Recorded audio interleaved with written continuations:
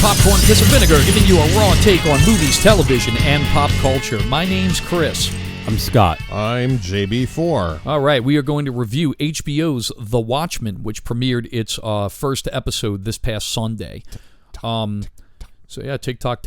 I'm going to go out. Spoilers, obviously. Oh yeah, we're going to spoil it. I'm going to throw this out there. And no digs at Zack Snyder. I know it's very fashionable to beat his ass these days. I like The Watchmen. Look, I like his film, The Watchmen, and 300. I'm very happy that Damon Lindelof, the writer, creator, showrunner of this Watchmen show, based it off of the comic book. But that being said, look, I'll stroke Zack Snyder. Look, that movie is the best version of that story you can tell in a cinematic format. I mean, it doesn't get any better than that. I mean, there's no way he could have did that any better. Yeah, there is. Well, I mean, okay, just casting. I was just about to say that. Yeah. Casting. My big switch. I mean, I'm not going to go into all that stuff because Right. I really don't want to talk about the movie, and I don't want to talk about the comic book that much. I really want to talk about the show. Yeah. But we do need to know where things came from. So in October of 1986, we got the first issue of The Watchmen, which was a 12-issue a maxi series that was released by DC Comics. It was written by Alan Moore and was drawn by Dave Gibbons. And this is the start of kind of this mock real gritty retelling or deconstruction of the comic book hero myth. Was it before Dark Knight? They both kind of landed around the same time. Frank Miller's Dark Knight Returns, which was a telling of an older Batman, and brought in a lot of politics and social issues into a Batman story. Yeah. But Watchmen, I mean, I think with it having longer issues, and I think with it not being hampered by comic book characters, it's so thorough. We were talking earlier about, The Boys is so much, The Boys like kicks it next level. Dude, look, honestly, without The Watchmen, you don't even have The fucking Boys. No doubt. It's the same thing as The Twilight Zone. We were talking about this when we were setting up. Mm-hmm. Look, I mean, The Twilight Zone is the shit. In Black Mirror, Black Mirror is so much better. Well, I mean, without The Twilight Zone, you really don't have Black Mirror. And it's the same thing with The Boys as it is with Watchmen. And, I love The Boys, and I'm really curious to see if this show will be able to measure up to something like that. I just think the thing with The Boys is that it's more relevant to what we're dealing with today in terms of corporate media, and especially with superheroes being all the rage right now. I think that The Watchmen, without getting ahead of the skis here, definitely has something to do with what's going on in terms of how we are culturally siloing. In other words, we're all picking our sides and kind of... Well, and that was very much what the comic was about. And, I mean... I love the comic. It's one of my all-time favorite comics. I've got several different versions of the graphic novel and hardcover all the way to soft. I had some of not all, but I had some of the individual issues when it first released. Wow. Okay. And I mean, it's a fantastic story. If you've never read it, I mean, you can pick it up for under $30 at any bookstore. You can order it online, Amazon, and get your hands on it. It is a fantastic read. It's really, really good. I mean, it really started the whole discussion of graphic novels as literature proper, right? Oh, I mean it's registered with the Library of Congress, and I think it's on the top 100 must read list. It falls in that number somewhere. As well, it should.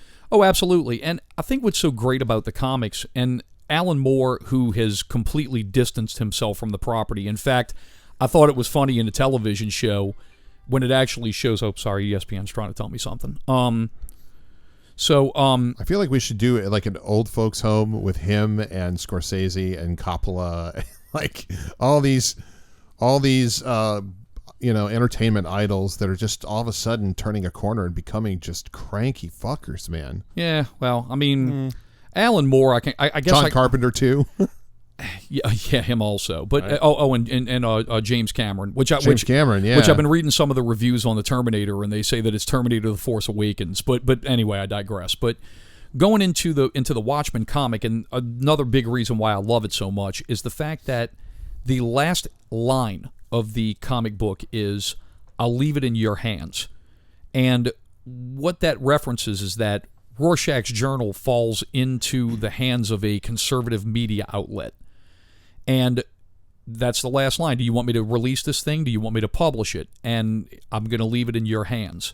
And it leaves you, the reader, as to you figuring out not only where the story goes, but who you identify with. Do you identify with Rorschach or Ozymandias or Dr. Manhattan or Night Owl or Silk Spectre? It leaves you in that. And I think that's what Alan Moore always says. He says, it's really hard to do this piece of work as a movie. It's intended to work in a comic as a comic. And I agree, because every panel you read, man, it is jam-packed with some type of little Easter egg or reference to something that's happening in a symbolism of something that's happening in the culture at that time. They've tried that with this show, obviously. But yeah, I mean, this is a continuation of the Watchmen, the comic book, which is an alternate 1985. This is the alternate 2019 of that universe, a continuation of that universe. And I find curious is that it actually takes place in Oklahoma. You would think that this is going to be something that would happen in a big metropolis, kind of like New York or in L.A. or even a Chicago or something like that. Right, but yeah. Yeah, it happens in Oklahoma, in Tulsa, to be exact. The show opens up with some real-life events. In 1921, there was a race riot where it was proved that the government was actually in cahoots with the Ku Klux Klan to kill off a bunch of black folks in a town. And that's where this thing starts. And from the beginning, it opens up with them watching a silent movie about a vigilante that's going to go actually shut down this corrupt sheriff. And when the vigilante unmasks himself, come to find out it's a real-life U.S. Marshal that the movie was, the little silent movie was based on. It's Bass Reeves, who was a real-life U.S. Marshal. He was the first African-American U.S. Marshal that was given a badge west of the Mississippi. He had over 3,000 felony arrests and killed 14 people in self-defense. And if you notice in this silent movie, when he shuts down this corrupt sheriff, all of the white folks in the town are applauding him, and that is set against black people being killed off by the Ku Klux Klan right in their own town. Right. Mm-hmm.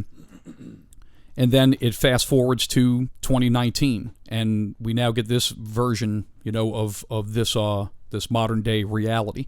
A lot of crazy things that are happening. Apparently, the Rorschach character, who is one of the main leads in the comic book, his manifesto has been published, and it's been kind of co-opted. It's been co-opted by a group of white supremacists that actually changed some of the verbiage in the opening, his opening monologue in the comic. The world will look down and shout help, and I'll whisper no. They say in this one they change it to where the whores and the race traders will shout for help and will whisper no.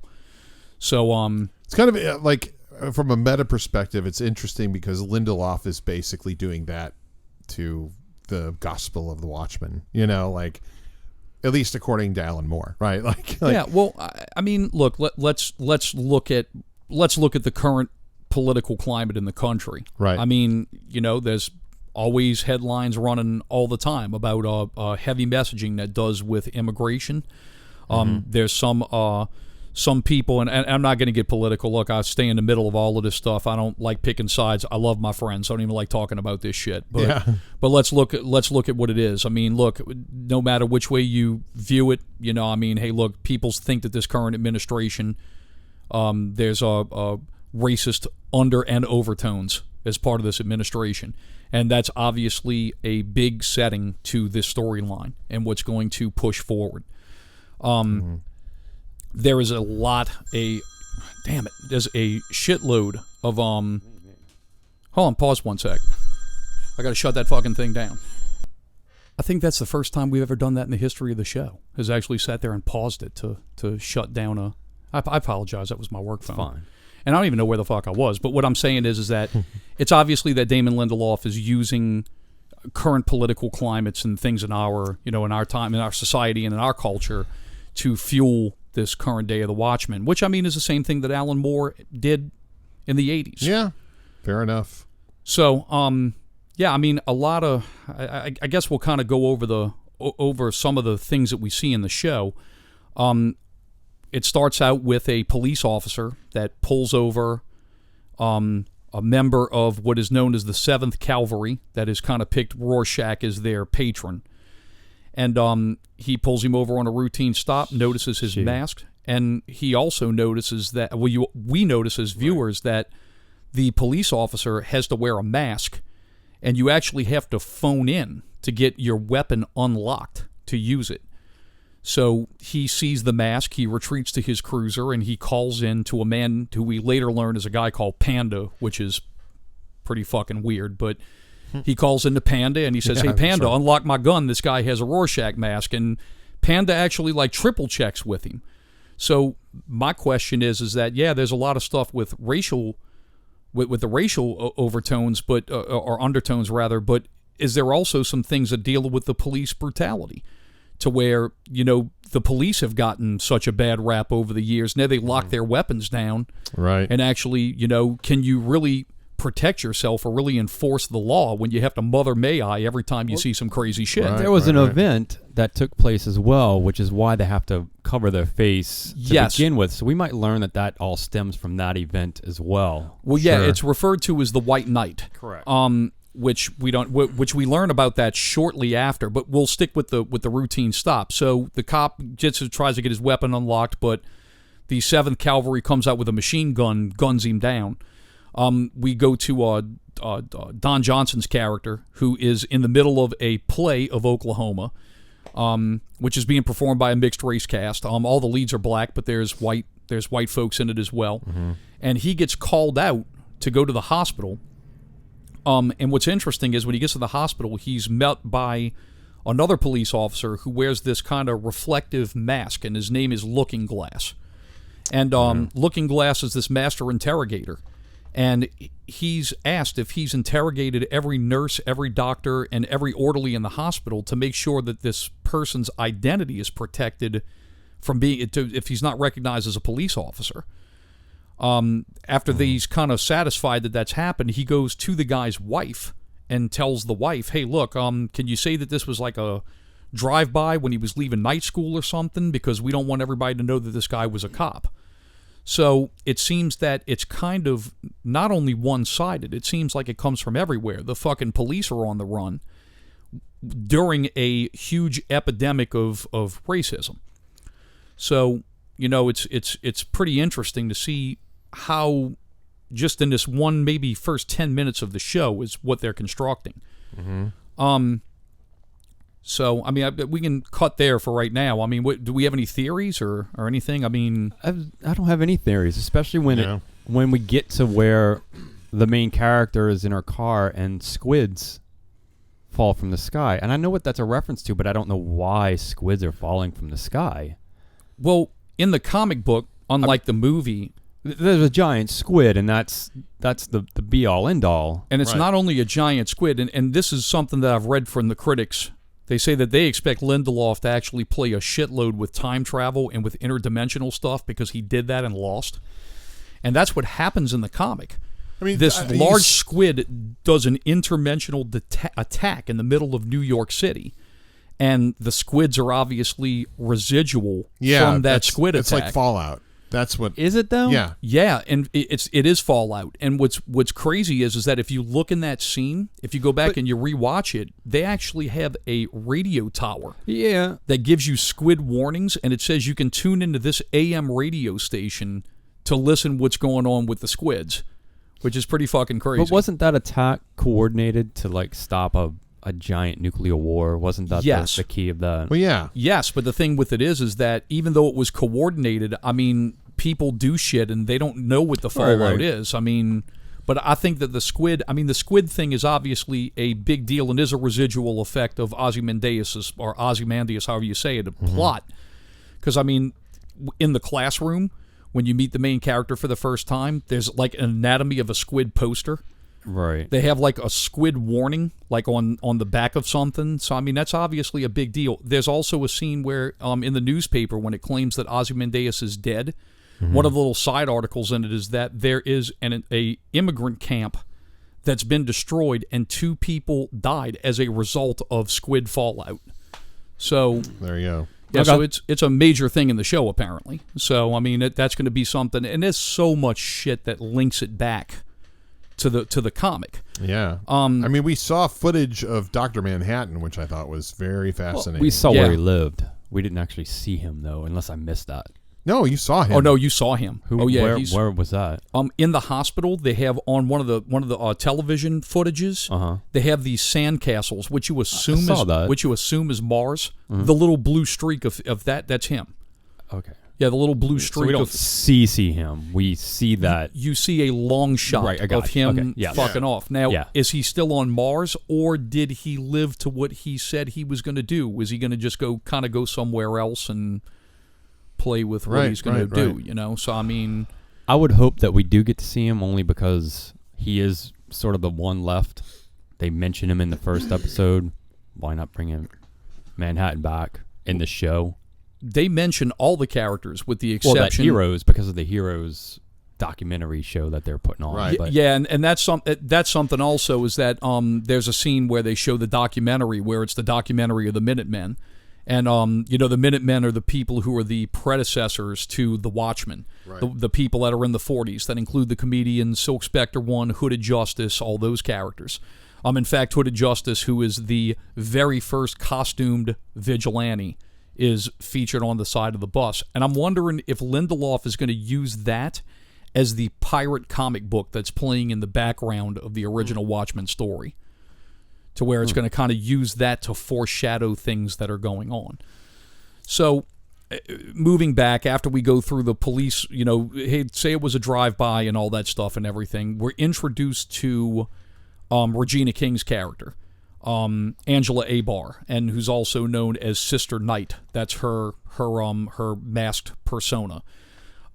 She says that she was born in Vietnam, which is a United States. It's a state. 51st state. It's the 51st state, basically. And there's plenty of American flags where there's way more than 50 stars on the American Right. flag. And I think that all these things are a direct result of Dr. Manhattan fucking people up and just basically, we conquer your ass and just add a star to the flag. Yeah, right. So, they won Vietnam. yeah, so she was born in Vietnam, was a police officer, and when she was a police officer, the results of the White Knight, they knew her identity, so she couldn't be a police officer anymore. Right. What else is pretty funny too is that they talk about red furations. That's The reason so great. the red furations, if you look at the back of the poster of who are the current U.S. presidents, in this 2019 alternate reality, Robert Redford is the current president of the United States. Yeah, that was So funny. the red furations, now, I mean, apparently the red furations were paid for slavery because, I thought it was like, well, is it a police thing or is it I thought it was a police thing. or is it a slavery thing? But later on, when she's riding in the car with her kid, he says that the kid's racist. So I don't know whether that's slavery reparations in lieu of red furations, or is that really Yeah, I a don't police know. thing? I don't know. So much that we still need to learn. Yeah, I mean they just basically threw seeds all over the place. Yeah, Lindelof did a very good job of not tipping his hand too much or spelling anything out, but still making it somewhat interesting to watch. So she goes back home after talking to the Scott disagrees. I don't disagree. I'm waiting. So she goes through everything and goes home, and she gets this text message that says "Little Bighorn." She don't get a text message. Okay, what does she get? She gets a beeper message. Okay, she gets a beeper message that has like a text thing on it. There is no internet. There is no smartphones. Yeah, that's it. That's why I said that. And I'm wondering if that's is that because of the totalitarian society that they live in? I don't know. Right. Go, fair question. Dude, I mean, I never even really recognized that. If there's no internet, fuck, dude, this might be a better world. I don't know. At least without social media. Right. So. But she gets this beeper message, a text. No, we wouldn't be beeper. doing this podcast. So. Yeah, well, that is true. So, I mean, you have the text message, to where it says, Little Bighorn, which references, an alliance of Indians that come together and whip the fuck out of the U.S. cavalry. Which now we are seeing a group that comes together made up of masked vigilantes and police officers coming together in the next scene.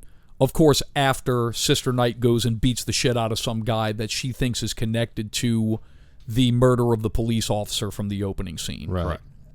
And when she shows up at the police office with this guy in hand, that's where it's revealed that there is a video that's been made by, basically like a terrorist video by the 7th Cavalry that are all wearing their Rorschach mask, and that's where you get the line of Rorschach's opening monologue from the comics where they've changed it to whores and race traders.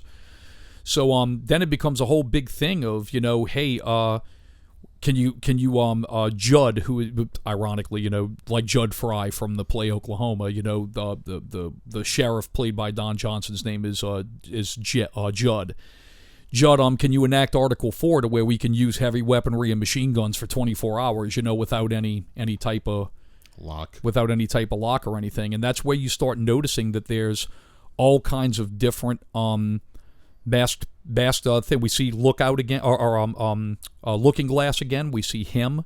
We see another female vigilante that's known as Pirate Jenny. We see who's probably going to be like the Boba Fett, one of my favorite characters of this show.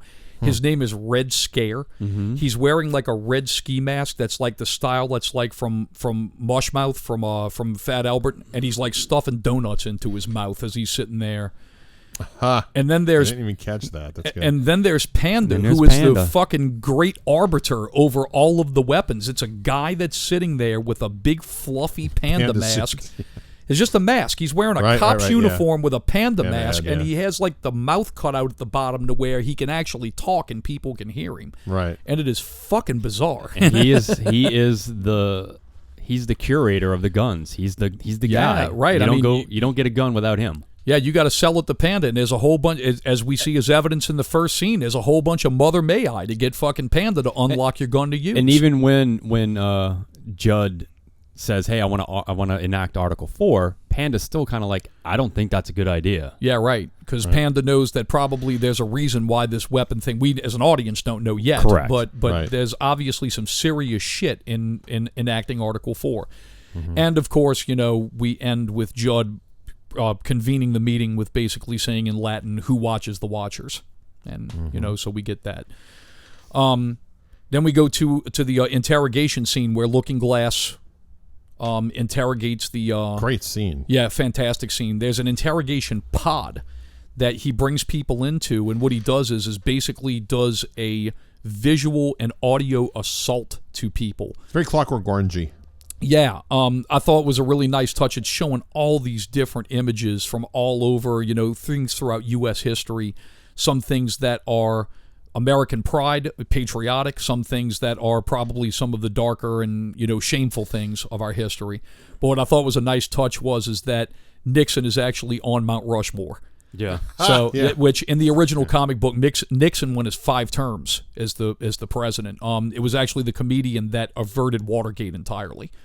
And through different, the Vietnam War, and Nixon was basically be able to play the benevolent dictator role, similar to what FDR did during World War II, except 5 terms. So, did y'all get a Rorschach feel from his mask? Like yes, that I really. did. Like, well, it seemed like a fusion of. I actually got a Dr. Manhattan too. I was like, "Is this Dr. Manhattan's acolytes?" But then I was like, "Well, he's blue." But that's silver reflective. I mean, what a feat of cinematography. Yeah, and it looked great. It looked great. And on top of that, too, is I thought the whole pod thing was really interesting. And what else is cool, too, is that think of yourself looking at a person wearing something like that. You're seeing yourself in their face. Right. With all this crazy shit. And, and that's what's great is that, it's... I think that's one cool thing about Watchmen that makes it such an awesome story is the fact that the superheroes, there's really nothing super about them. The only superhero you had was Dr. Manhattan, who was a play on Superman, and when they actually peel back the layers of who Dr. Manhattan is, instead of being a Superman character that's very hopeful for the human race, basically you're left with a guy who's like, Jesus, man, a dude who's basically a demigod is scary as shit, and you're essentially nothing but a fucking chattering ape on the evolutionary scale now. Especially when God is telling you, hey, look, I see the past, the present, and the future all at the same time. We're all puppets. Only difference is I can see the strings. Right. I mean, you know. Right. So, yeah, it's really a fucking great story. And part of me really hopes what they're building here is so great. I'm really hoping Dr. Manhattan doesn't come back. Because I think that it's very easy for Lindelof to allow a character like that to break his show. Right. It's too much power. It's too much shit. And, I mean, you know, I think that was a thing. He serves a very specific purpose in the first story. Mm-hmm. So on that, he could actually, you say break the show, he could actually make the show in terms of storylines moving from season to season to season, where if we do happen to do like alternate universes or multiverse type things, that things are happening at the same time, he could be the key to future seasons of this show, instead of it running out of season 1 or running out of season 1 and 2. It's like, all right, we're finished.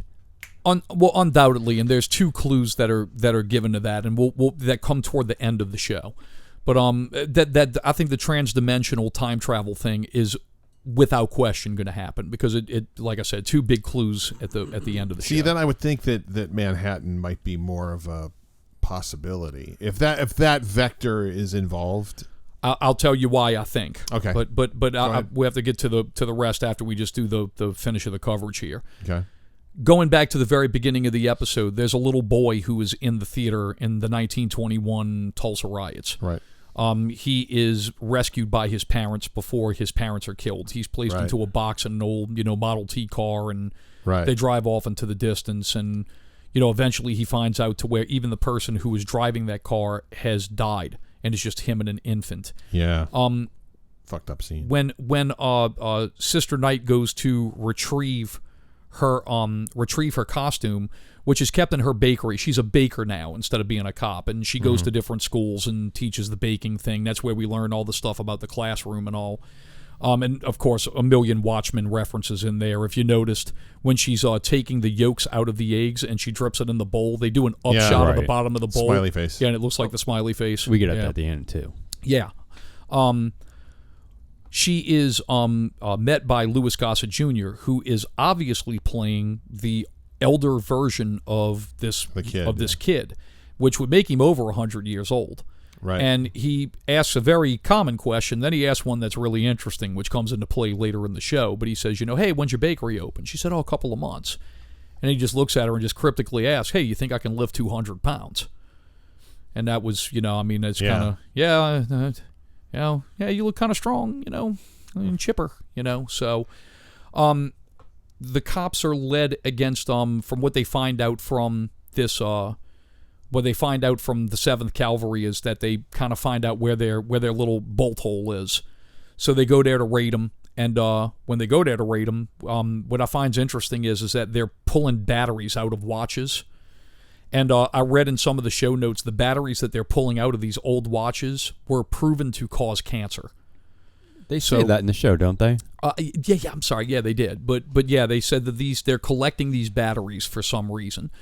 So they go to go and take these guys out. It's Sister Night, a bunch of cops, Pirate Jenny, who's flying in a ship that kind of looks similar to the Owl's ship. Yeah, that's. Right. That was a direct callback, practically. Yeah, so she has this ship, and Red Scare, he's there also, and they're going to raid these. They're going to raid these people that basically are on a farm with a bunch of cows, and then we get to see what a .50 caliber machine gun does to cows. Yeah. And I thought of Nate with that scene. Yeah, right, exactly. This is what Chris was telling me, Nate was telling me about. Yeah, the .50 caliber realistic use of it in the last, not the last Rambo movie, not Last Blood, but the one that was Rambo, like when he's in Burma. Yeah. Yeah, this is kind of like a reenactment of that use of a .50 caliber machine gun. And it turns these cows. Yeah. Jeez, dude. Fucking ridiculous. Yeah. So they shred everybody, and what ends up happening is that the people get away. So the 7th Cavalry kind of gets away to fight another day. And They take some losses. Yeah, though, they do take some losses, do. but the main people get away, and, Yeah, they do. they have an airplane, and they take off in their little biplane, and the owl ship or the mock owl ship tries to chase it, but apparently they can't push as well as an airplane, and they end up crashing it. And they do, and they celebrate a little too long in that scene, yeah, I'd agree with which that. was a little odd for me. But go ahead. So then the last things that we find, it goes to our last scenes, that they're having a dinner with Judd's family and with Angela's family. We find out that Judd likes to snort cocaine during this scene.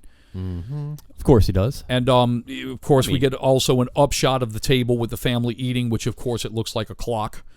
You think that was a Miami Vice callback? No, as a Watchmen callback, without question. So, but The cocaine, I mean.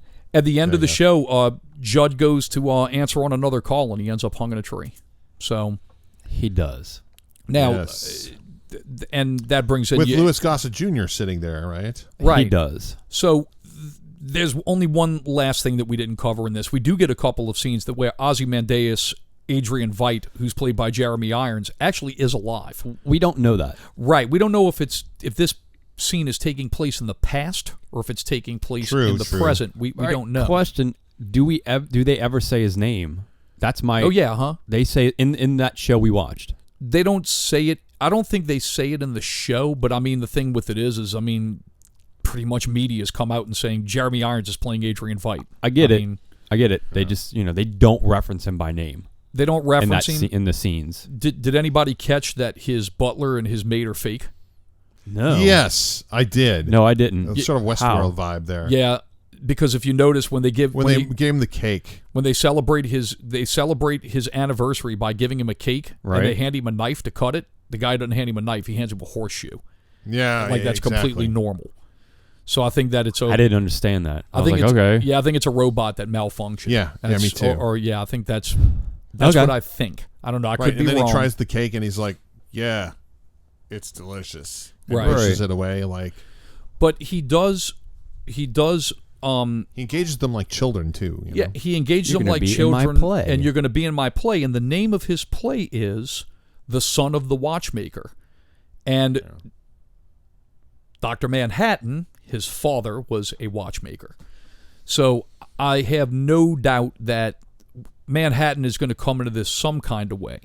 And you don't cast Don Johnson in a fucking show just to kill him off in the first episode. So I'm having to I do see that. what you're saying. Time travel and temporal attacks or temporal something, interdimensional crazy shit is going to happen in this show. I see. Okay. I mean, we just we unpacked a lot of shit in this episode. But I mean now that we look, I mean we spoiled it. We laid the whole thing out for you. Let's round table here. First of all, Ginger, let's start with you with your impressions. What do you think about it? Are you moving forward? Are you intrigued? Are you not intrigued?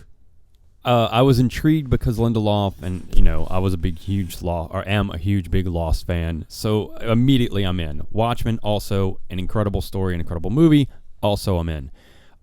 This to me, I feel like the visuals of Snyder's movie really have stuck with me, and that this to me didn't have the visuals that I was looking for in a Watchmen series. Like, it just didn't look like a Watchmen series to me. It looked like a good series that I could get behind, but it didn't look like the Watchmen. It's Han Solo. And It's that Solo to me, all over again. it could be, and that to me didn't take me out of it because I'm hoping for everything that y'all talked about with interdimensional. I'm hoping for that whole thing. But it hasn't really delivered on the Watchmen aspect of it for that. And I see your thing with the movie. I think that if you're going to base this off of the comic, I actually like the costumes of the characters being more grounded instead of looking like these nouveau comic book character suits. I agree with you. I 100% agree. And that maybe that's not what I'm talking about. I mean, maybe I'm more talking technically than anything else. Cinematography. The cinematography to me maybe look, could have been. And back to Zack Snyder, it's very in vogue right now to shit all over him. But dude, the guy is one of the best fucking visualists in Hollywood. Without question. Even if it could have looked more, let's just take Zach out of the picture, if it could have looked more like a comic or like the comic instead of like an HBO series. To me, it looks like an HBO series. Good or bad, it looks like an HBO. It looks like Westworld. It looks like Game of Thrones. It looks like every other series that HBO puts out. A well-produced series. There was nothing special about a show called The Watchmen that made me go, fuck, this looks fantastic. Well, but I mean, there were some really well done cinematic I agree. shots, like the interrogation scene. Sure. It did. I don't know. I guess you need some more speed ramps to expand. Well, I think to expand upon that, Scott. I mean, and I see it. I mean, look, and it's your opinion. Just like it's your opinion. Just like this is my opinion. I think the thing with it is that Watchmen is the seminal work of the deconstruction of the superhero myth. And I think with it following the spirit of the comic and not the Zack Snyder movie, right? I think that this fits very well into sequelizing that comic in a live-action format. Agreed. Right. And I'll go back to The Boys. The Boys had a specific look. Even though it was this out there show, it had a look to it that, to me, The Watchmen doesn't have. This HBO show, and this is really my biggest complaint, it doesn't have its own look. And it should. It shouldn't just be the same HBO show that everybody else has. I think that's I think that's a very fair opinion. And going into that, I mean, just to throw my shit out there, the thing that concerns me about this show, I am very intrigued. I liked what I saw. I thought that maybe the callbacks and the kind of what do you call them? Not so much Easter eggs, but I either callbacks or the what do you call it when you acknowledge something? Homage? The winks. Yeah, the winks. The winks to the audience that reference the original comic. You know, I thought that they were cool and they fit good, but maybe they were a little bit too excessive. But this is the thing that really kind of like, not so much worries me. It's a fucking TV show. But I mean, right. Dude, what kind of concerns me about the direction of the show, I'm curious to see if these characters will be as great as the characters that were in the comic book.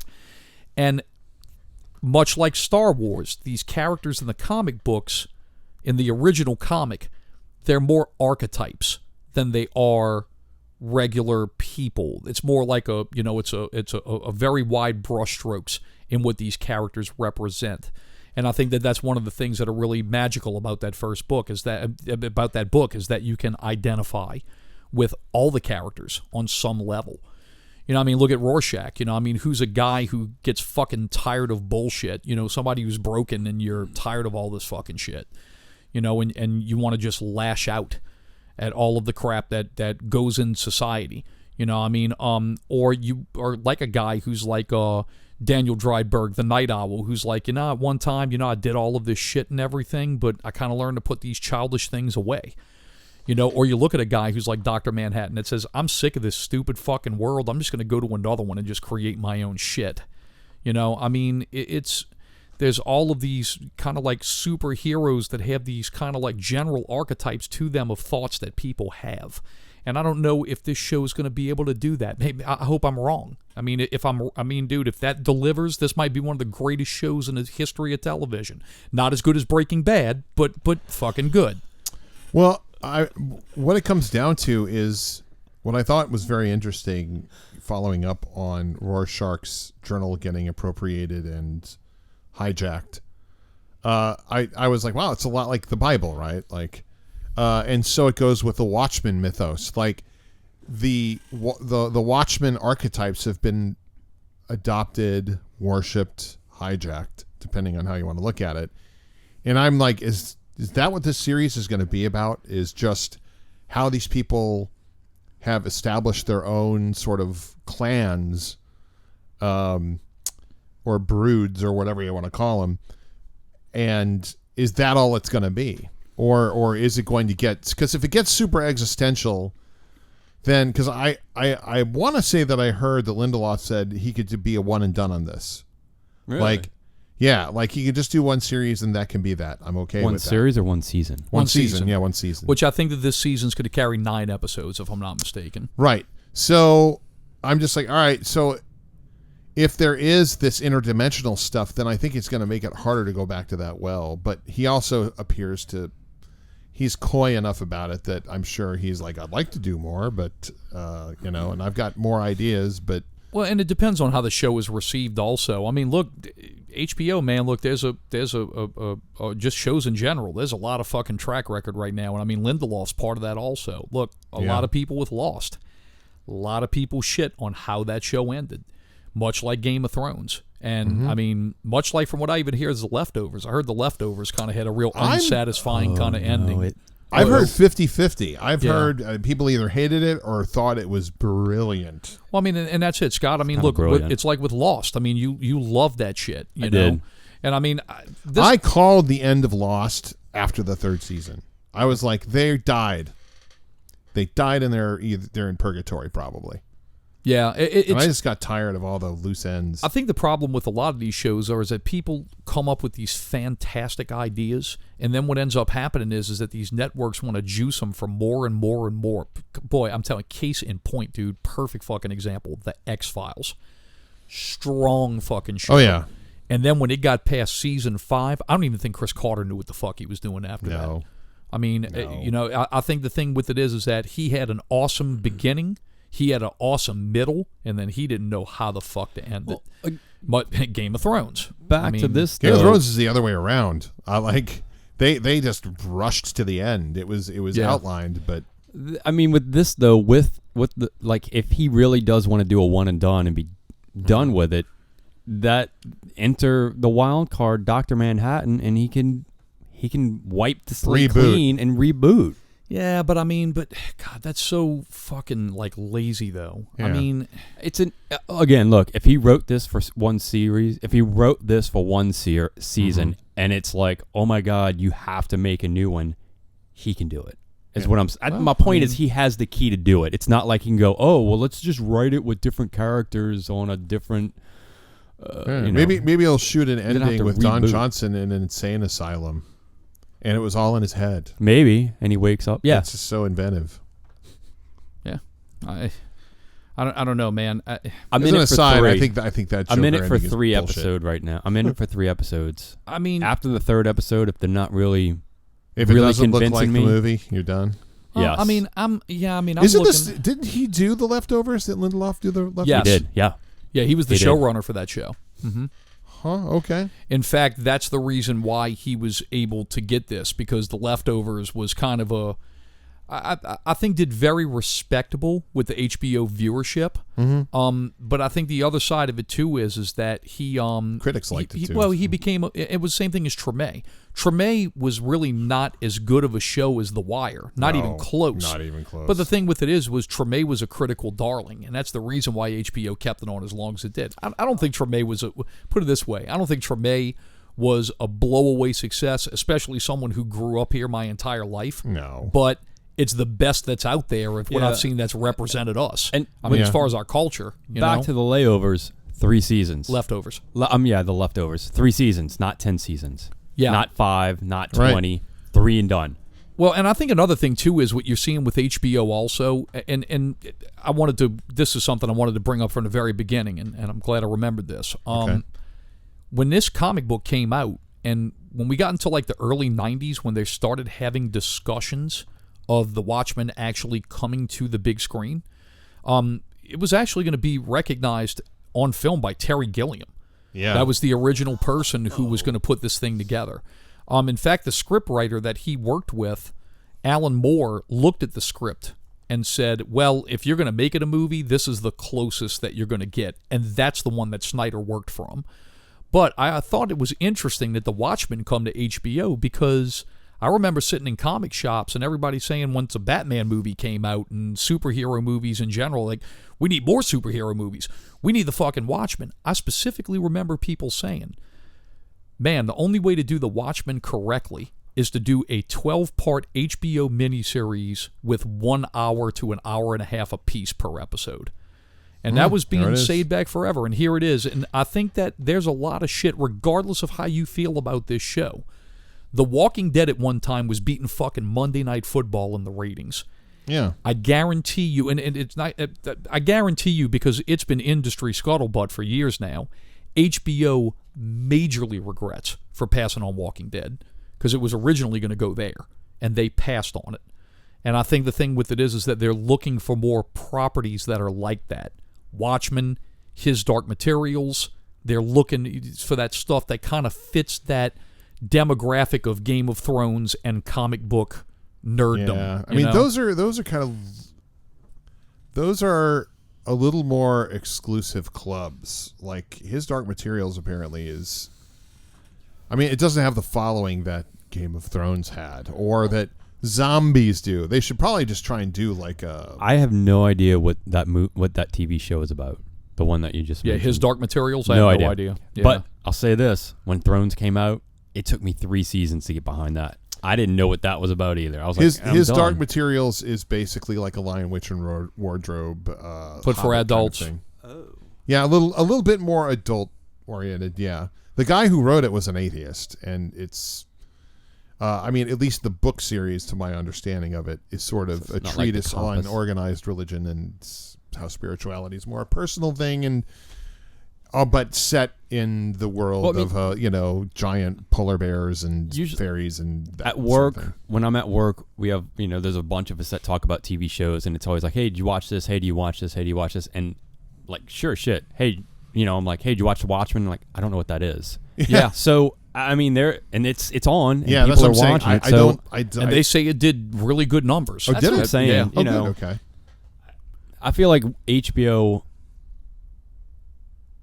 is probably not going to lose with this, and probably won't with these other shows coming out, especially since they're going to be launching their things coming up soon. They're not going to be Game of Thrones big unless they have a really fucked up swerve that gets social media buzzing. Well, I mean, look at Westworld. Is that could be as big as Game of Thrones? No. Game of Thrones. I mean, dude, like they had The Sopranos. They had Game of Thrones had 8 seasons to prove that.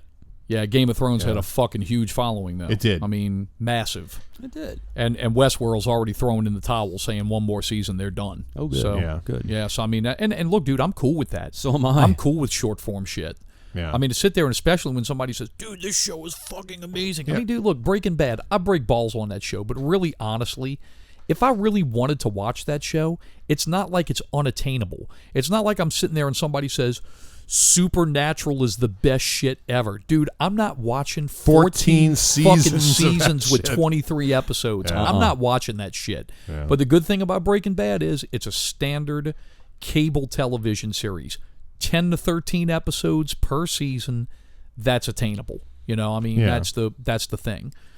So, I don't know, man. Look, I wish them well. I mean, in HBO, if you like tear your ACL or something, that's like in some ways you like if you're acquiescing from some major injury, like that is some of the best television. I kind of envy you that you haven't seen it yet, because that is weeks worth of dude. Really when I break my programming. back and I got to lay into bed, Exactly. And I got to scream at my wife to grab a fucking bucket to piss in and all that shit. Exactly. That's when I'll finally watch Breaking Bad. When you step on your daughter's Lego and spill and Absolutely. rupture a few discs. Yeah, I'll be sitting there watching, saying, "Jesus Christ, I think I want to shoot fucking heroin too after a while." After sitting here with a fucking broken back. Find me some of that blue meth, baby. Yeah, give me that blue meth so I can feel better. But cool. I mean, do we have anything to add? I mean, thumbs up on Watchmen? I'm going to watch the next one. I will watch the next one, and then I'll watch the next one. And then if it's great, I'll keep watching. If it's not, I'll let you guys tell me, and I'll wait till I break my back and continue. So are you not getting a great vibe? Is the jury out, or are you like the first episode just wasn't that good? It's jury's out, but I'm going to continue on with it because you're at least a little intrigued. I am intrigued to continue on. Okay, and there's too many big players involved in this show. Not to mention the history of the comic itself. For me to go, this is a piece of crap. Right. It's not that. Yeah. Well, we don't know yet. I don't know yet. Well, we will make a deal. If we all latch on and we think that it's a really good show and we continue to watch, then, probably when the season's over, we'll go ahead and cover it. Yes, so, we definitely will. Yeah, we'll do a wrap-up on the entire season. Oh, totally. We should probably do a wrap up on Flash too, only because they're doing Crisis, and that's the only Berlanti show I watch anymore. Well, I'll tell you what. Instead of doing a wrap up, how about we do this? How about we all watch Crisis together, and then we'll do a wrap up on Crisis. Has it started yet? No, Crisis is December 11th, I think. Yeah, but we can do that as a holiday. I got to catch up on last season. 8th, 9th. Starts with Supergirl. Yeah, so that'll be cool. Yeah, I mean, let's say, and if you think in between that time, before you know it, we'll be covering the first episode of The Mandalorian, so that'll be coming up soon too. So and Star Wars episode 25. Yeah, and Star Wars episode 9. Thank God it's over. The Rise of Thank God it's over. So that's it. All right, well, cool. We appreciate you guys listening. Make sure to do all of our shit. Jump over to Facebook, join our group. It's called the PPVGuys group. You can send us an invitation, even if you're a robot. We'll go ahead and we'll invite you. You can also go to iTunes. You can subscribe. We ask that you please leave a review, 5 stars, please. And if you're a YouTuber, we publish that shit on YouTube too. So thanks for listening. End scene.